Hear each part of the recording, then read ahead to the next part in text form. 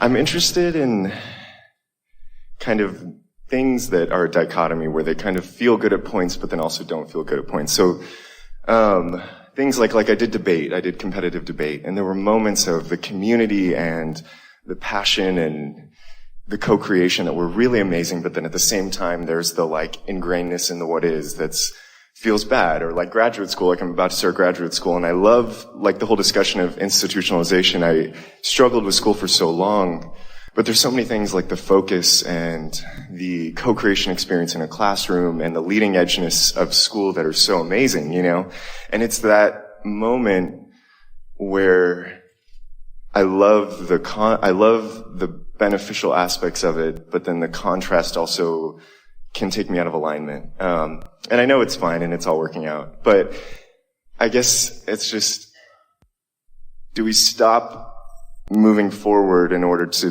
feel the alignment of not having those experiences, or is it just the swimming around in it? I mean, it feels like the swimming around in it's what's the point is, because it's those are the moments of joy, those are the moments when you are in it, So, but at the same time, the negative manifestations that kind of occur because of that misalignment seem to be a counterbalance to that. Does that make sense? It makes perfect sense.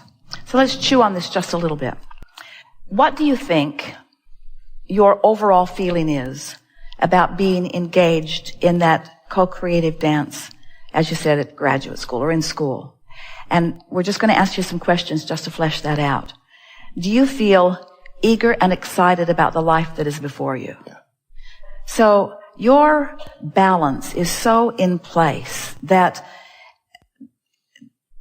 probing around in stuff, even if it's current events, is not big enough in relationship to how you feel about life that it's going to be too unsettling to you, wouldn't you say? Yeah.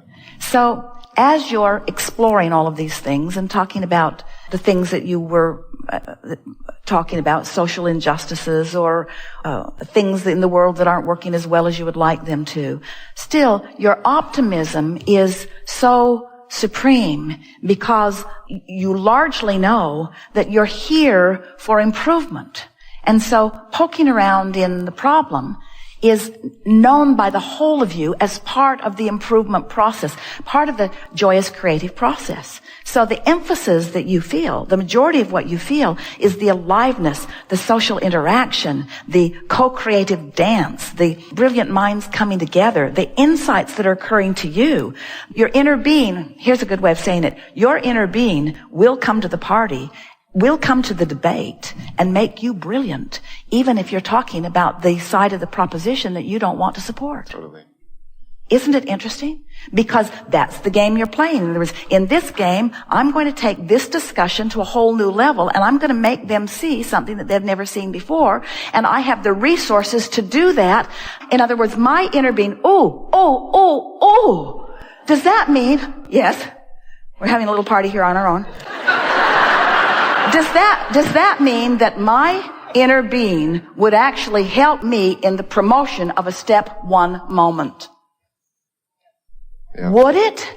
Would your inner being actually help you to get clearer about what you don't want as in a debate so that you can give birth to what you do want? Really? Now, we haven't been there before, have we?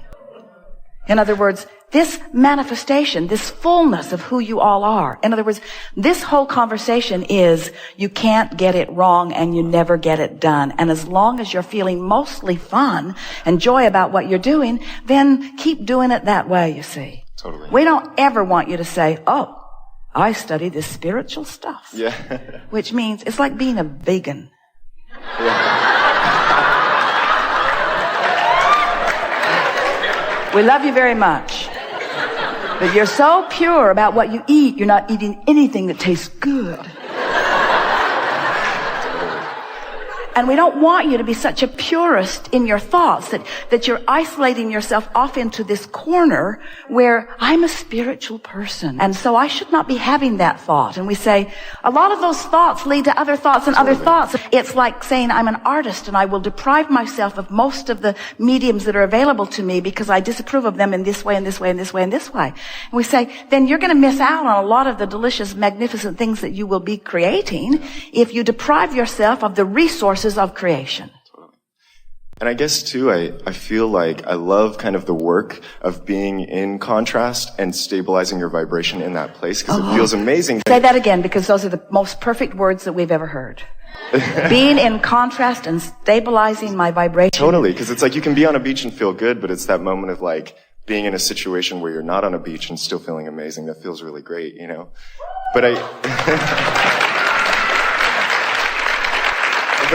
I'm wondering too, like when it's just more beneficial, like go, like I was the moment that it feels uncomfortable. Okay. Well, like, so I volunteered doing HIV testing, and initially it felt good because I loved providing that space of relief for people, and just kind of being there in that moment.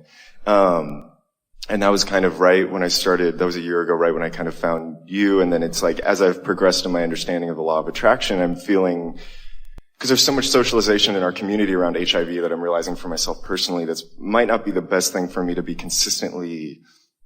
Well, there's no risk to you emotionally or vibrationally, but there are better feeling things for you to spend your time focusing upon. Totally. And you are not in any way turning your back on something or not offering service. When to offer service in one way rather than another is still part of the uplifter that you are. There's a tendency to think that I should do it. And the question always should be, do I want to do it? And the reason that do I want to do it is such a good question is because your inner being has very strong opinions about what is wanted by you, because you've been putting the pieces of it over there into your vortex, and your inner being stands as the full knower of what you want to do. So if you are letting your desire lead you, and so it led you to that, but it will lead you beyond that, and it will lead you beyond that, and it will lead you beyond that, and it will lead you beyond that. You can't stand still very long anywhere because your expansion is rapid. Yes. I've had a few experiences that really clearly made me realize that we don't have kind of, that the distinction of our being is a physical distinction, and that the non-physical aspect of us is collective or consistently indistinct. But what about saying, this is what I've come to? Yeah.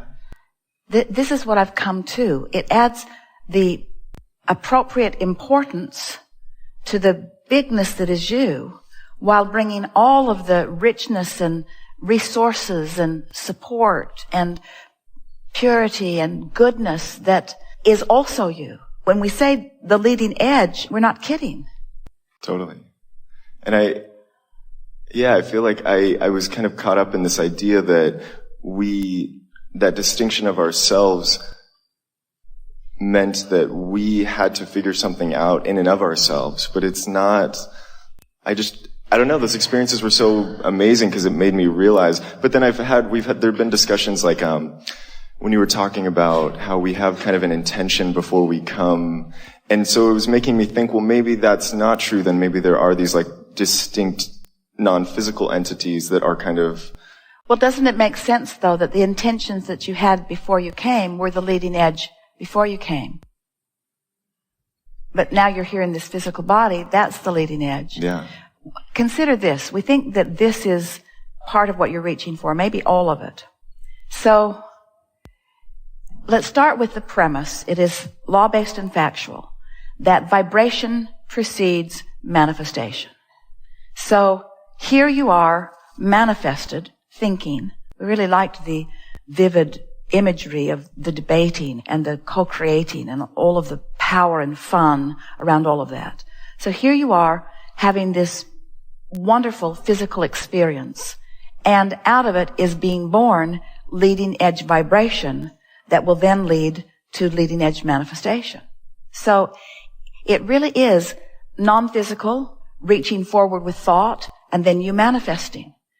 non-physical, still reaching forward with thought in the exploration of contrast. Let's just keep blurring those lines between non-physical and physical, because they must be blurred, because there is no separation that is meaningful. The reason that we've been speaking through all these years in all these ways about the separation is because humans think thoughts that don't serve them. Yeah. That's the only reason. That's the only reason that any separation ever exists. And the reason that humans think thoughts that don't serve them is because you are so avidly determined to explore all the contrast, put it into piles, and be grateful for overcoming it. Put it into piles and explore it and compare it and use it as your justification for the good life that you innately know you should be living, but somehow you've gotten crossways of. Yeah. And that freedom is what gives us the ability to move forward. You know, it's like if we didn't have that freedom to choose those negative thoughts, then that shift and that expansion could not happen. Exactly. Could not happen. So are we aligned in the idea that this manifestation of you is the leading edge? Yeah. And are we aligned in the idea that at your best feeling moments, the wholeness of who you are is here? Definitely. And it's the same wholeness that's in everyone. That's what's so amazing when you have those aligned moments and you see in someone else's like that source connection, you know, where it's completely all right. So aligned. now you've just figured it all out. Now you've just figured it all out, because when you are aligned with Source and therefore seeing the world through your alignment with Source, now everyone appears to you in your translation of life as they appear to Source. And now, no matter which side of the debate you're on, you're loving them. Yeah. Because if they didn't know, if they didn't set their proposition in motion, and if they didn't hold it with the power and conviction that they do, they wouldn't extract from you the resourcefulness that they've extracted. And the better they are at that, the better you are at that. And the better you are at the conversation, the better you feel. Totally. Isn't life all sort of like that? Totally. Isn't that just the way it is? Isn't it always a debate? Isn't it always a comparison of experience? Isn't it always a consideration of different perspectives? And isn't it all for the delicious experience of getting to create something that's even better than it was before? It's cause even just wanting to ask a question, and every time it's like, it just keeps evolving, and then you hear something else and it integrates, and then it just keeps building and building and building, and it's like, it's awesome. So we like your favorite word, and it has now become our favorite word, totally. Totally. And it's the answer that you are receiving to the question that you just asked, that you have the ability to be totally present at all times. Totally. We want to offer to all of you our appreciation for that which you are. This has been a very exhilarating experience for us. And you have been magnificently cooperative components to this leading edge of thought. Did you feel it? Did you feel yourself moving into new places of insight? And do you feel more at one with where you are? That is the most important thing that we are wanting you to take away from this. We want you to revel in the manifestations that you are living while you do a little bit more deliberate job of selectively sifting. Because there's so much in your powerful now that will enhance your relationship with your vortex, while there is some in your powerful now that does not enhance your relationship with your vortex.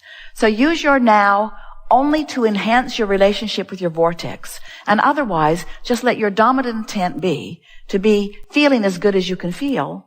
In other words, don't ask the manifestation to shift. Just care about feeling good. We've had enough discussions here today, and you've watched enough shifting in all of this. And we've offered you the best process for doing real vortex work in this specifically negative, generally positive, and then specifically positive. This is a tool that you can really work with if you're standing in a place where there's something in your now that is keeping you from feeling good. If there are many things in your now, if your now is just full of wonderful things that are feeling good, then just acknowledge them and talk about them and revel in them. In other words, if you're feeling good, be specific, be specific, be specific, be specific, be specific. The more specific you can be while you are feeling good, the more you will carry that. We just want you to feel this manifestation that is affected by the vortex. We want you to leave here knowing that there is nothing that you cannot be or do or have. We want you to know that you have come here to manifest and that you've come here to manifest delicious and wonderful things. And we want you to know that the manifestations are all queued up. They're ready for you to rendezvous with them.